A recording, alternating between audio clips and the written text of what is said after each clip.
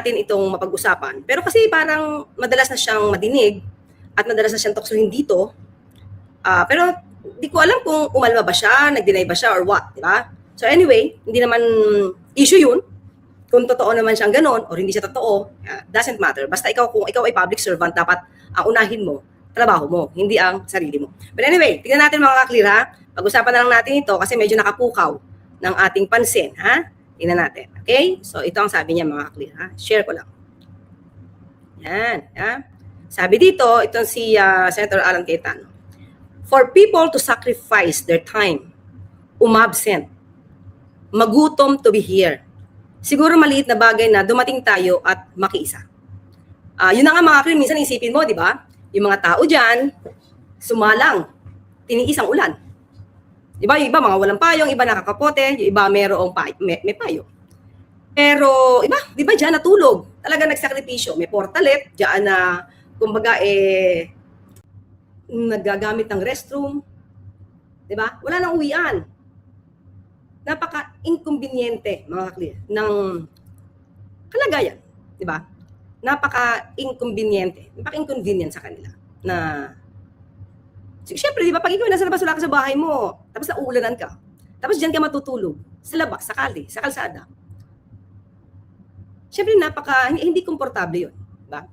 At yung mga inilalaban nila, yung pinaglalaban nila ng mga tao, ayun, doon siguro sa aircon, na kwarto, kumbinyente, di ba? So, yun lang yung pagkakaiba doon, mga kaklir. Kaya, ito ang sabi ni Senator Cayetano, for people to sacrifice their time, umabsent, magutom to be here, siguro maliit na bagay na dumating tayo at makiisa. Okay? Pasensya na po yung mga natatraffic. But protests are meant to inconvenience para magising tayo sa nangyayari. So dito mga kaklir, dito sa statement niya na to, pansinin nyo, di ba? Wala siyang pakialam kung mayroong mga taong naabala. Mga taong hindi naman parte. Hindi sila parte sa pinaglalaban na nagpo-protesta. Kasi ano ba yung lumalabas na numero 1 pinaglalaban dyan? Di ba yung concern dyan ay kay Senator Marcoleta?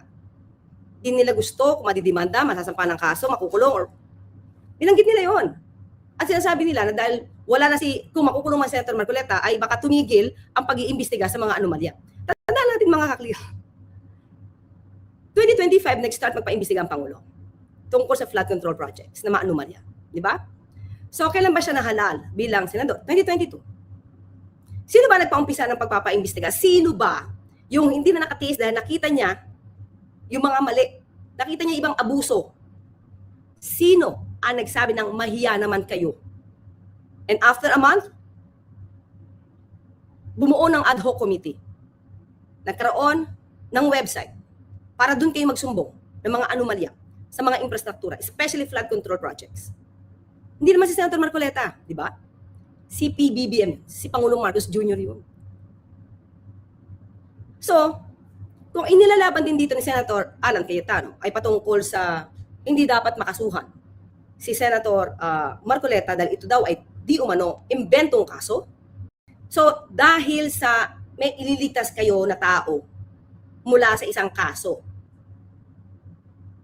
okay lang na ma-traffic, hindi makarating sa destinasyon, yung ibang kababayan natin, at sasabihin mo yan ay pagsasakripisyo para magising? Di ba? Para magising tayo sa nangyayari. Mga clear. Actually, Senator Alan, gising na kami sa ginawa mo sa Senado. Gising na rin kami kung paano mo nasimulan yung gulo sa Senado. Gising na rin kami kung paano nakatakas si Senator Bato habang nasa protective custody ng Senado under your leadership. Gising na kami doon. Kaya, hindi natin dapat kalimutan yan. Kasi, sa tingin ko, ang ginagawa ni Senator Cayetano, tinatakpan niya yung ibang issue na siya yung sangkot. Tapos magtuturo ng iba. Kaya tama si Senator Lacson gaslighting. Ito si Senator Cayetano. Laging wala siyang kasalanan. Di ba? Hindi pa nga natin natanong mga kaya siguro baka moot and academic na. Itong kay Aplaska. Kasi ito ay nasuspend. So hindi ko alam kung ano ang posisyon niya ngayon.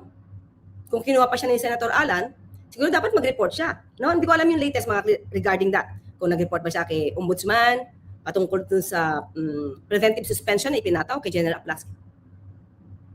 Bigyan niyo ako ng update mga clear, if ever. At i-check ko rin yung pinaka-latest. So, dito mga clear, di ba, wala siyang pakialam kung may nagdusa kahapon. Samantalang mga clear ito, ang Pangulo kahapon, meron siyang dalawang event supposed to be nung umaga. Pero nakita niya yung epekto sa mga kababayan natin. Kung ano yung dulot nung paghambalang ng ibang mga sasakyan doon sa may EDSA na hindi talaga nakaraan halos ang mga sasakyan, naipit. So yun ang pinatutukan ng Pangulo. Yun ang pinatutukan ng Pangulo, tinignan ano ang kondisyon ng mga commuter, ng mga kababayan natin na naipit dyan. So nag-utos agad ang Pangulo na ayusin.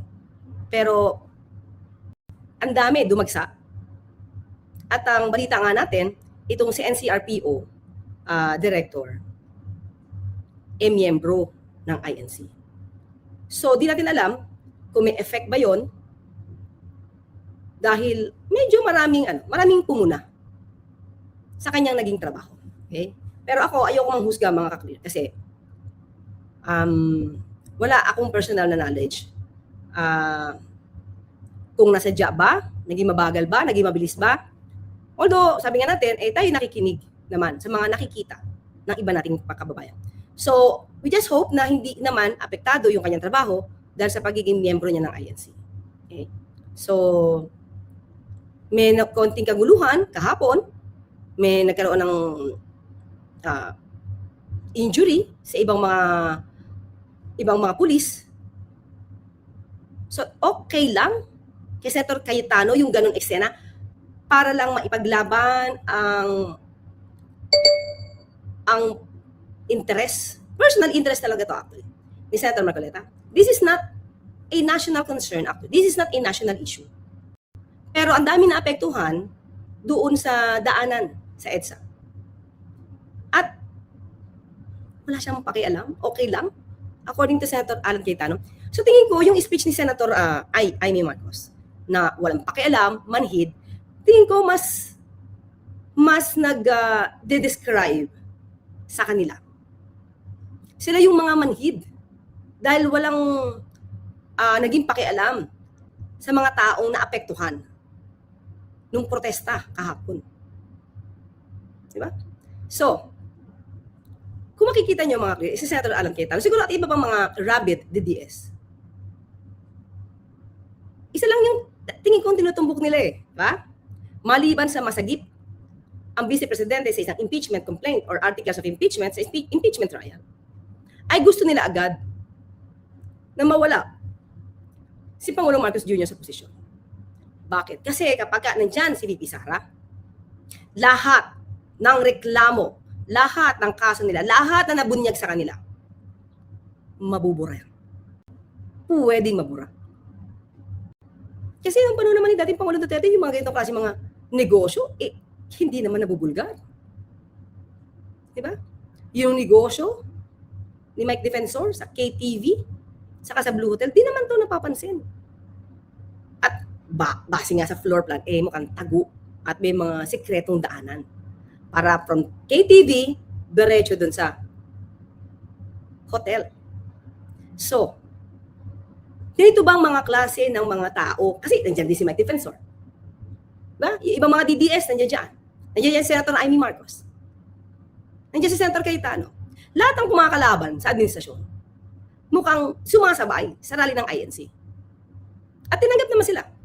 Kasi kahit si Senator Amy Marcos, kahit na ad hominem, actually libelo sa mga sinasabi, nahayaang magsalita. Diba? Pero ito, diba? Kitang-kita mo ang intensyon. Wala siyang pakialam kung may maapektuhan. Parang dating, magsakripisyo kayo para sa katotohanan. Laging ganun. Diba? Ganyan din yung ginawa niya sa House of Representatives nung ayaw niyang umalis sa kanyang posisyon. Okay, now, bakit ito na-take up? Kasi mga ka-clear, ito naman talaga yung topic natin. Ayan na. Ayan, mga ka-clear. Ha? So, tingnan natin kung ano yung sinabi niya. Para meron naman tayong konteksto. So, ang sabi ni Kuya Montulfo. Yan, ha? Kasi sabi ko nga, paano mag-isip, nagsakripisyo yung mga tao, pero okay lang, magsakripisyo kayo kasi meron tayong nilalaban. Pero tandaan natin, ang nilalaban naman talaga nila dito, yung interest ni Senator Marcoleta. Kasi when we are talking about transparency and accountability, matagal nang ginagawa ng Pangulo yan. Kaya nga nagpapaimbestiga, di ba? Kasi, ang advokasya niya, ang polisiya niya, paigtingin ang transparency and accountability.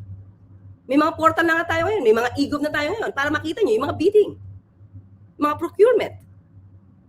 Madali na mabuksan yan, mga portal na yan. At yan ay dahil sa utos ni Pangulo Marcos Jr. So, kung ang dating kay Senator Alan Cayetano, ang pagsasakripisyo para kay Senator Marcoleta ng mga tao dyan, plus yung mga naapektuhan sa trapiko, parang masaya pa siya na may naapektuhan. Hindi talaga nila tinignan. Diba? Ito talaga yung walang pakialam. Senator Amy, ha? Parang sa inyo, yung description nyo, na walang pakialam, manhid, parang sa inyo yung bagay eh. Kasi, di kayo naalintana doon sa mga taong naapektuhan ng traffic. Diba? So, ano sabi ni Kuya Montulfo dito kay Senator Alan Cayetano? Yan. Iba din mag-isip itong si Senator Alan Cayetano, Petra, naku, ito pa pala. Iba din mag-isip itong si Senator Alan Petra Cayetano. Talagang bading ang pag-iisip. Okay, mga alam ko may video pa to. Wait lang po Alam ko yan din ang description niya Okay? Teka lang po. Alam ko yan din ang description niya talaga kay Senator Alan Cayetano. Hindi ko alam kung sumasagot ba si Senator Alan Cayetano kay Kuya Montulfo about this, Hindi ko ito may 1 month pa ako sa inyo may 1 month pay. Pakinggan natin to Hindi ko alam kung sumagot ito si Senator Alan Cayetano. Ang dami-dami niyang sinasagot kung sino-sino ang kanyang mga sinisiraan. So, sinagot niya ba si Kuya Montulfo?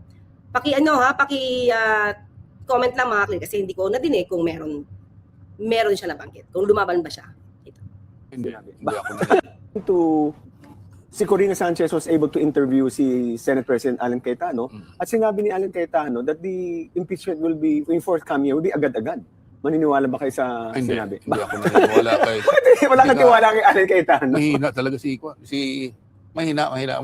Madrama nga. Madrama si Bading. Diba? Noon niya pa sinasabing bading si Senator Alan Cayetano. Diba? Hindi, umalma ba siya? Gusto ko lang kasi ang dami nang sinabi ni Kuya Montulfo Madrama. Malalibel tayo nito. Nagulat yung mga sila Attorney Edwin Del Sierda.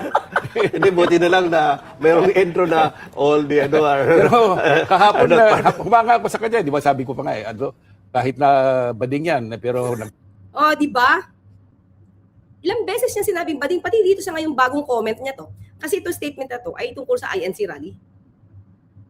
Di ba? So walang kagatul-gatul na sinasabi ni Kuya Montulfo na bading. pakalalaki yan para i-defend yung integrity ng Senate. ngayon, bading pa rin siya.